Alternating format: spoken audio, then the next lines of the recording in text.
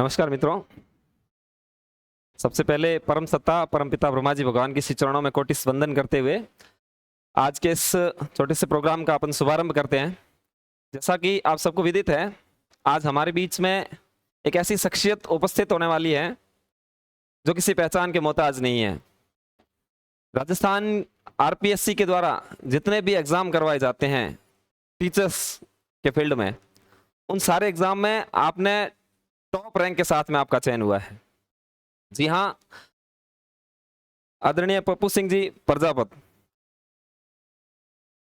यूं समझ लो आज इतिहास के भीष्म पितामह और इतिहास के अर्जुन का महासंगम होने वाला है। आज आप इनसे अच्छी तरह विदित हैं। आपने आरपीएससी द्वारा आयोजित सेकंड ग्रेड एग्जाम टॉप किया है संपूर्ण राजस्थान में। तृतीय श्रेणी शिक्षक भर्ती परीक्षा में भी आपका उच्च स्थान के साथ में चयन हुआ। स्कूल लेक्चर एग्जाम में भी आपने टॉप रैंक के साथ में उस एग्जाम को उत्तीर्ण किया। असिस्टेंट प्रोफेसर जो शिक्षा के क्षेत्र की सबसे ऊंची पोस्ट है, उसमें भी आपने दूसरी रैंक के साथ में आपका चयन हुआ। एक बार जोरदार तालियों के साथ स्वागत कीजिए आदरणीय पप्पू सिंह जी का।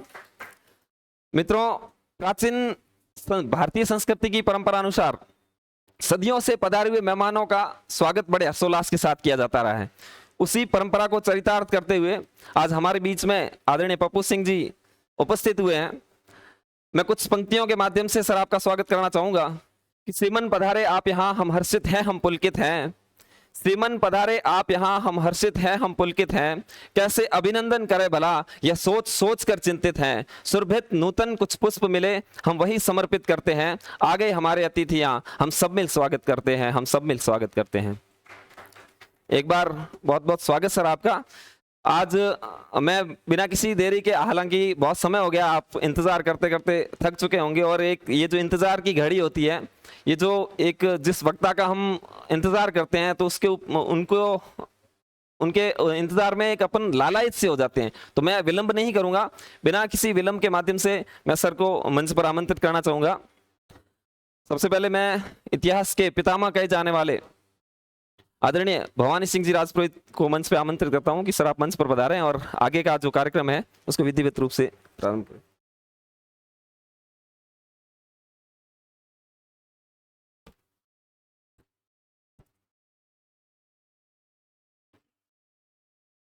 नमस्कार आप सभी को। आज मेरे साथ जो शख्सियत है, मैं उन्हें शख्सियत कहूँगा जरूर, और मेरा और इनका साथ लगभग 16 साल पुराना है। अब मैं इनको मेरा छात्र कहूँ समझ में नहीं पड़ता है मेरे को, या मैं मेरे को इनका साथी कहूँ वो भी नहीं कह पाऊँगा। पर एक लाइन जरूर कहना चाहूँगा कि राजस्थान के अंदर प्रतियोगी परीक्षाओं के क्षेत्र में बच्चों के लिए स्तरीय किताबों की जब बात आती है ना, तब मेरे अनुज वर्ड ज़्यादा ठीक है। पप्पू सिंह प्रजापत का नाम मेरे अनुसार शायद राजस्थान के अंदर बहुत कम इतिहास के छात्र होंगे जो नहीं जानते होंगे। मैं चाहूँगा पप्पू सिंह जी मेरे साथ मंच पे भी आके खड़े हो जाए। आज का कार्यक्रम मेरे अनुज पप्पू सिंह जी की बिना इजाज़त के हुआ है। जस्ट 5 मिनट के अंदर, हम लोग बड़ी प्लानिंग करके काम नहीं करते और ना आता है, और मेरा अनुज भी जानता है कि प्लानिंग मेरी जिंदगी के अंदर भी नहीं है। पर जिस तरीके से इतिहास लेखन के क्षेत्र में इनका काम है, मैं वास्तव में बहुत सराहनीय मानता हूँ। कहने को दुनिया कुछ भी कहे, उससे कुछ फर्क नहीं पड़ता है। एक किताब लिखना कितना बड़ा काम होता है वो एक अलग चीज है। मैंने आपको समझाया ना, हम पढ़ाने वाले शिक्षक विशेषकर क्या काम करते हैं। इन्होंने कई मेहनत करी है, हम उसी को संक्षिप्त करके आपके सामने लाते हैं। आज इंतजार बहुत लंबा हो गया, मेरे अनुज थोड़ा बोलते भी कम है। पढ़े शायद मेरे से 2010 के अंदर अपन संपर्क में आए थे पहली बार, उस टाइम पीरियड के अंतर्गत। शायद ये गीता भवन वाला क्षेत्र है वहीं पर। तो मैं भी ज़्यादा टाइम नहीं लूँगा। मैं भी चाहूँगा पप्पू सिंह जी को मैं आज बैठ के सुनना चाहता हूँ, अगर ये बैठने की इजाज़त मुझे दे तो यहाँ पर, क्योंकि मुझे पता है शायद मेरे बैठने की वजह से ये झिझक के बोल नहीं पाए। इस कारण आप कहो तो मैं साथ में खड़ा रहूं, वरना आउट के कमरे में चला जाऊं। ठीक है, तो आपको पप्पू सिंह जी अपनी किताब के बारे में बताएंगे। उससे पहले मैं चाहता हूं कि सर की किताब का विमोचन हो जाए एक बार। अशोक,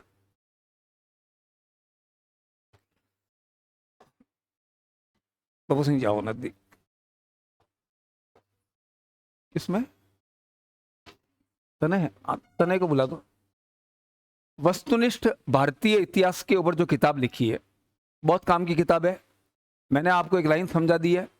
पिछला असिस्टेंट प्रोफेसर एग्जाम हुआ, आप लोग कह रहे हो कि पेपर टफ हुआ, जबकि मैं कह रहा हूं कि 80% क्वेश्चन यों के यों ओल्ड पूछे गए।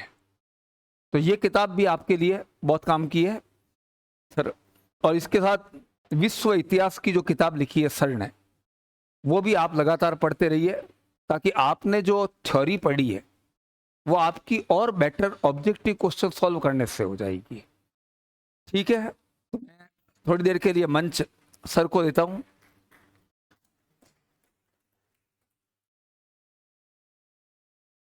जरूरी है, थोड़ी देर 5 मिनट मन लगाऊं नहीं ठीक है लगाऊं सही है।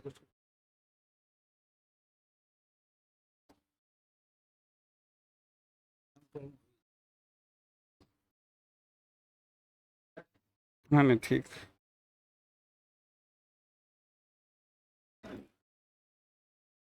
सभी को नमस्ते। देखो सर ने तो बहुत ज़्यादा महिमा वर्णन कर दिया है।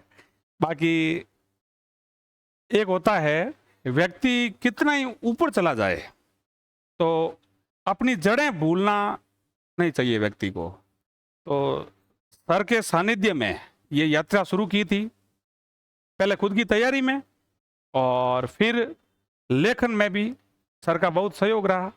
और धीरे धीरे व्यक्ति सीखता है ना। खुद तो कुछ तो उसकी खुद की काबिलियत होते हैं और कुछ सर जैसे अच्छे अध्यापकों का सानिध्य होता है, तब व्यक्ति को एक सही दिशा मिलती है।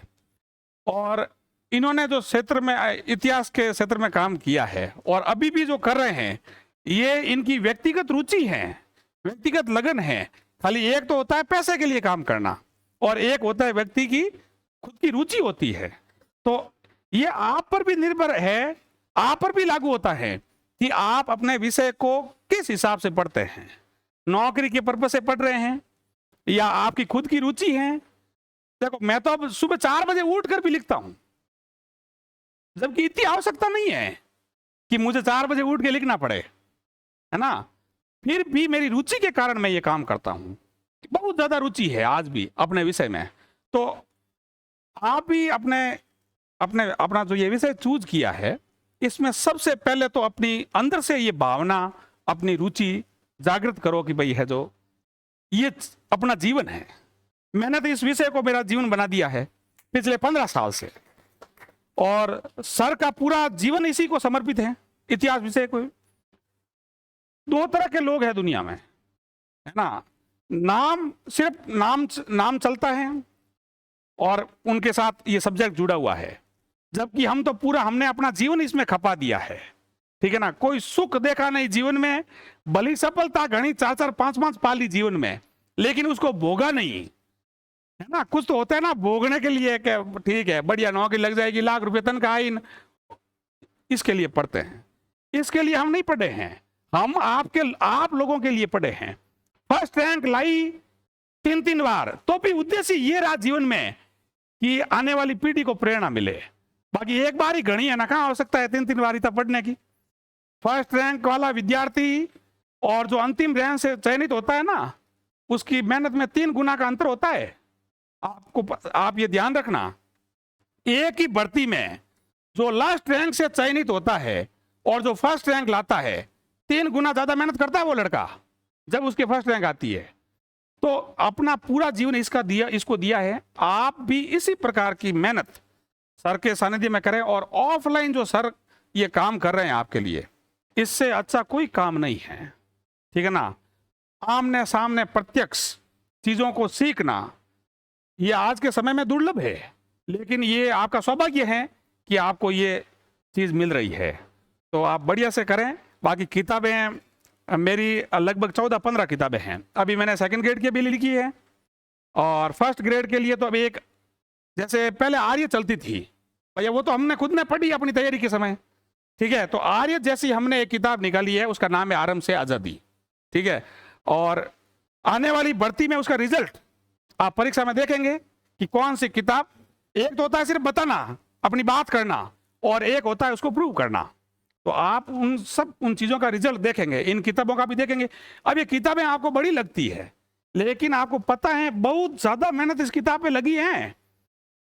पूरे भारत के ओल्ड क्वेश्चन, चाहे छत्तीसगढ़ सेट हुआ हो उसका भी सवाल इसमें है, मध्य प्रदेश का सेट हुआ उसका भी हिस्ट्री का सवाल इसमें है, महाराष्ट्र सेट जो मराठी में होता है उसको भी अनुवाद करके इसमें डाला है, हिस्ट्री का पेपर था इसलिए, ठीक है। तो इतनी मेहनत कोई नहीं करता है किताब लिखने के लिए। और नेट के सारे पेपर हैं अभी तक के, दिसंबर 2025 तक के, यानी आप सोचो यूपी के सारे पेपर हैं, यूपीएससी का पेपर, आरपीएससी का तो कोई सवाल नहीं छोड़ा हुआ है। तो ऐसी किताबें पढ़ो, और इतनी उत्तम इनकी व्याख्या है की हुई। तो जो ये सफलता का, अभी आप मतलब इस भर्ती के लिए हैं कि अगली भर्ती के लिए? ये जो अभी जो 1 तारीख को है उसके लिए ये बैच है कि अगली वैकेंसी के लिए है? हाँ सर, अगली वैकेंसी के लिए है कि इसके लिए? अच्छा, तो अभी तो समय कम बचा है इस भर्ती के लिए, तो मैं ज्यादा तो इस पर कहना नहीं चाहता ना। आपको नया इसमें कुछ देखना है, ठीक है। ये वर्ल्ड हिस्ट्री वाली बड़ी देख सकते हो, ये तो छोटी किताब है, तो आप इसको सप्ताह भर में खत्म कर लोगे, ठीक है। लेकिन इसको चैप्टर वाइज बनाया है, लेकिन फिर भी आपको आनंद आएगा। दूसरी किताबें जो आप ऑब्जेक्टिव पढ़ते हो ना वर्ल्ड हिस्ट्री की, उसकी तुलना में इसमें आपको बहुत अच्छा फील होगा और ज्यादा सवाल आएंगे। मेरी एक ही गारंटी रहती है मेरे काम में, जितने भी सवाल कोई भी दे सकता है उससे 10% सवाल ही आएंगे, कम नहीं आएंगे। भले आप किसी को लिया ना, किसी की लिखी हुई किताब लिया ना, और इसका कारण क्या है कि हम इसके पीछे बहुत ज्यादा मेहनत करते हैं। तो मैं नहीं बोल रहा हूं, हमारे काम की मेहनत बोलती है।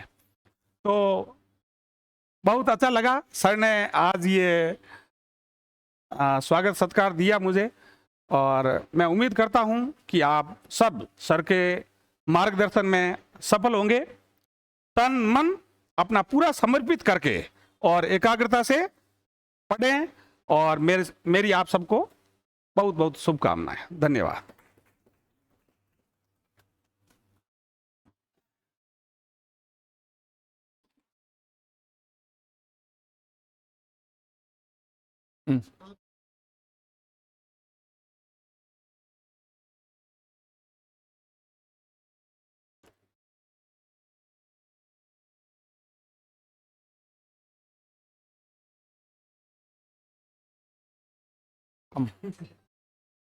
कम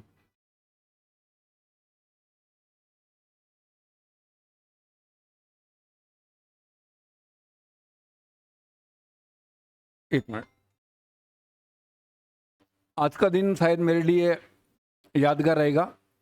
मेरे छोटे भाई तो मेरे साथ है ही है, पर मैं मेरे छोटे भाई को बताना चाहूँगा कि मैंने राजस्थान की हिस्ट्री के अंदर एक ऐसे टीचर को लॉन्च किया है, युवा टीचर सर। एक वैक्यूम है सर राजस्थान के अंदर इंग्लिश मीडियम हिस्ट्री पढ़ाने के टीचर के लिए। किताब भी नहीं सर दिल्ली यूनिवर्सिटी के टीचर पता रही है तने। पप्पू सिंह जी थोड़ा सुनिएगा, मैं ज़्यादा कुछ नहीं बोलूँगा, सब फ्रेम में आ रहे हैं तने।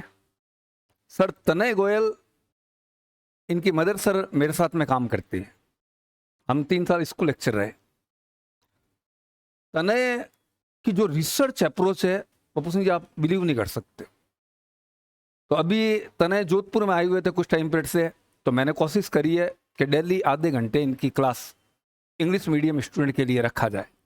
ये शायद फर्स्ट टाइम होगा हिस्ट्री में सर, डेली चल रही इंग्लिश मीडियम स्टूडेंट के लिए। ये तो बहुत मतलब बहुत ज्यादा अप्रिशिएट। और इंग्लिश मीडियम स्टूडेंट सर उस क्लास को देख लेना, तो मैं कहूँगा, मैं भले ही 25 वर्ष का अनुभवी टीचर हूँ, तो मुझे भी कई बार ये बोलता है तब सीखने की चीज मिलती है। जस्ट 7:30 से तनय की लाइव क्लास हो रही है। तो धन्यवाद आप सभी का। और घंटा बस ले ली, आप बच्चों दे दो। तो धन्यवाद आप सभी का।